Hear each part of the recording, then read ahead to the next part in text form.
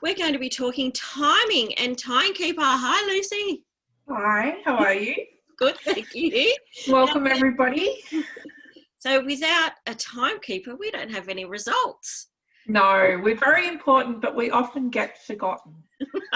So I have had a few events where comms check, it might be forgotten or so forth, but we're always there, and a bit like scrutineering, we do often arrive earlier than other officials, depending on what our setup arrangements and so forth are. And sometimes with reporting and waiting, because we have to wait for the technical checks to happen before we release final results, we can also be there, more so the chief, but we might also be there until late at night. Sometimes we can be released and we do those updates the next morning, but we can also, so we tend to know some of the scrutineers because we see them in the morning and the afternoons. So what is involved in being a timekeeper? So a bit like what Denise was talking about with the secretary role, we will get involved pre-event. So there's a bit of work, especially as a chief timekeeper, that you need to do before you actually get to the event. This is things like reading the regulations, and as Denise said, we are sometimes involved, well, it's good when we're involved at the draft stage, particularly if there are requirements with the timing equipment and the timing system for the event. So an example of this is Bathurst 12-hour or the Bathurst 6-hour that normally happens, because we have requirements for the cars for the timing system with those. So we have to put those details into the regulations. We'll look at what information we need to get from the secretary, what reports we need to do during an event, who our contacts will be at the event. I might sometimes reach out to people beforehand, checking what they're going to provide me, what they can provide me before the event, the timing of that. We'll get the format of the meeting and the schedule, and I'll often preload that into the timing system before we get to the track. Also, I'll work out how many people we need in the team. So some events where there's a lot of things we have to monitor, I might need an extra person. So we try and work out how many people have we got applying for the event for timing, how can we allocate the team beforehand. So there's a lot of planning beforehand, but that just makes life so much easier when we get there.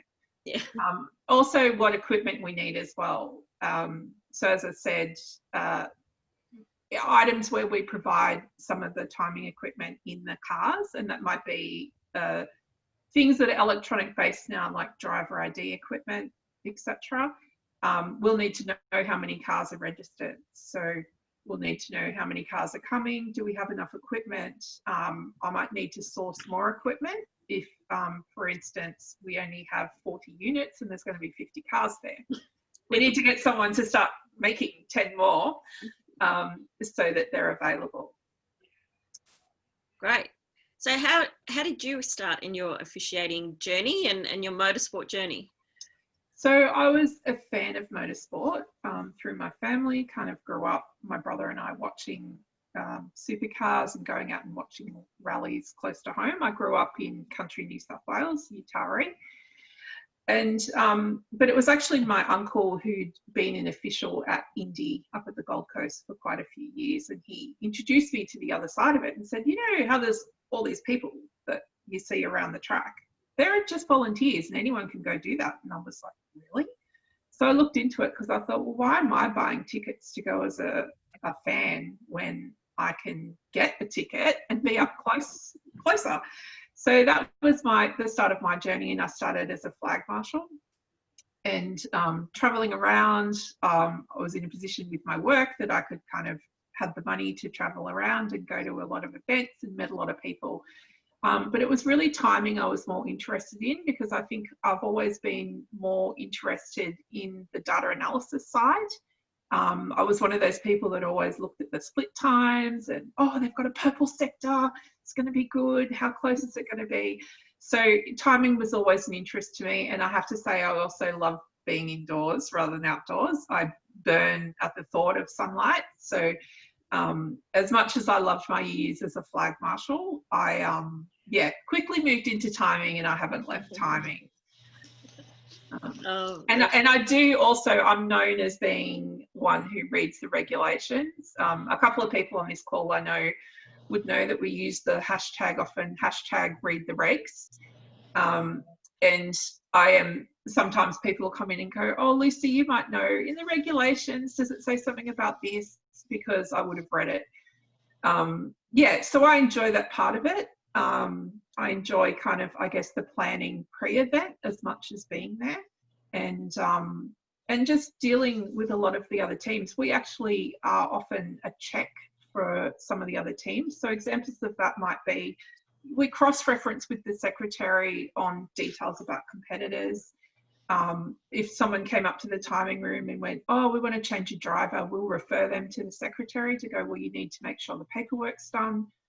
We need to know as well, but you also need to follow process. When cars go out for a race start, we'll also check the grid order as well as what the grid marshals do. We'll also be always monitoring the laps left in a race event or the time left in an event. I always tell my team that the comms radio is your best friend, and that tells us everything. So we'll need, before an event, we know what's expected and what is supposed to happen. But obviously at an event, it can all change. So we have to always make sure someone's listening to that radio and we know what's happening on track now, what's about to happen. Things like safety cars, we actually put information into the data stream of when that safety car happens. If it goes then to a red flag and the event stopped. And one thing people probably don't realise is that the information, especially at a national level, the information coming out of the timing system is actually feeding straight into TV. Also the team strategy data. So a lot of the teams actually run strategy programs and they're getting a direct timing feed. So the information, so it's not just us in the room that are looking at the data we're collecting. It's going straight to TV, to team strategy, to live on the internet as well. Yeah. So generally, to set up my team, like everyone has a role, and like you have a specific role and that's your part to do. So it might seem overwhelming to people on the outside, but really when you get there, anyone can start in timing, because we make sure you're comfortable with what you're doing. Wonderful. Wonderful. So has anyone got any questions for Lucy about being a timekeeper or being in timing? Yeah, Lucy, I have worked in timing with you in the past. Do they still use spotters like I used to do with you, or is it all just electronic now? No, we still do use spotters. The reliance probably isn't as much on it. So for everyone else that doesn't understand what a spotter is, we basically would have someone writing down every time a car goes past, a person's there scribing down the car number. So we've got an order of the crossings, what we call the crossings of the line, and someone's doing it. And that's often where people start in the timing room. And we might need that. So if something doesn't work electronically, we'll have to ask who was between car 12 and car 36, or has someone, what order, who's after car 10, and so forth. Now we actually use a video system. So we have a video camera monitoring that line at all times, and we can go back and link the data with that image. So there is less reliance on that manual spotting, but we still do it, and we still do it at larger events because we want to always have a backup to the electronic system. And we don't want to rely, because things can go wrong with technology, and we, especially at that large event, there's actually 2 or 3 backups at national level and international level events, so that if the first process goes wrong, we've got a second backup, and then we'll go to a manual backup as well. Yeah. So it is still used, it's just not relied on, I guess, as heavily as it might have been before. Great. Well, thank you, Lucy. I have a quick question for you. So being that you link directly to the results, are you open to bribes? No. So one of my colleagues that I work with, Ian Leach, his line, which I've now adopted, is I will take bribe, but it's about 4 million euro, because basically if I took a bribe, I would never be able to work in the sport again. and I would also never be able to show my face again. So I'd like to live the rest of my life in the French Riviera with my own vineyard. That's great. Yeah, so that is one thing that's really important for the timing team, is that we are privy to a lot of information and a lot of things that are happening behind the scenes. So if people are being investigated, a little bit like Deborah was saying with scrutineering, we sort of know firsthand who's being investigated, things are being looked at, and things that are potential penalties, but we do not share that out of the team. What happens in the timing team stays in the timing team. Fantastic. All right, thank you so much. I always ask for a faster Dorian. I've yet to get one. Yeah, I always say your Dorian, so the Dorian is the little piece of equipment that's in the car that records electronically, and I always say the Dorian's only as fast as the driver, unfortunately. But I do often in the mornings when we're handing out that equipment, I'll say, oh, this is a really fast one. You're lucky you're getting this one. We just need to get the red ones, Karen. Yeah, that's right. Red's fast. Yeah. All right, fantastic. Thank you so much, Lucy. And again, Lucy is one of our mentors. So if you have any questions or interested in becoming part of the timing team, please become a mentee, and Lucy will be able to help you.